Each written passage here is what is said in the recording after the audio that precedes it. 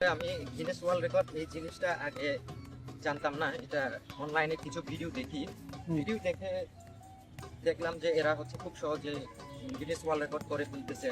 তো আমি ভাবলাম আমিও দেশের জন্য কিছু করতে চাই, এবং একজন ফুটবল প্লেয়ার হিসেবে দেশের জন্য কিছু করতে পারাটা আলাদা একটা ফিলিংস কাজ করে আর কি। তো আমিও এটা চেষ্টা করলাম, প্রায় টানা এটা সবকিছু আসতে হচ্ছে 6 মাস সময় লাগছে। 6 মাস সময়ের পর আমার গিনেস ওয়ার্ল্ড রেকর্ড অথরিটি থেকে স্বীকৃতি দেয় আর কি। আপনার রেকর্ডটা কি ছিল? এটা ছিল ফুটবলের উপর 2 ট্যাপ করা, যেটা 1 মিনিটে 208 বার করছিলাম আর কি। 1 মিনিটে 208 বার? 208 বার করছিলাম। দেন কত সালে এটা হয়েছিল আপনার? 2022 সালে। 2022 সালে। আমাদের একটু দেখাবেন ওটা?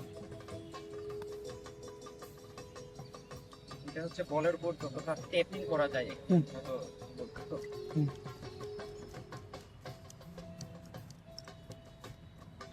এভাবে।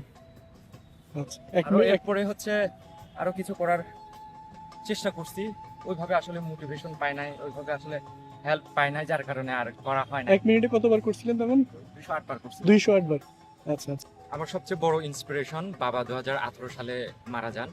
এরপরে হচ্ছে 19 সালে প্রায় 5 মাস পর মাও মারা যান। তো ওনারা তো 19 সালে মারা গেছেন। তো আমার রেকর্ডটা ছিল 2022 সালে। ওনারা দেখে যেতে পারেন না? ওনারা দেখে যাইতে পারে।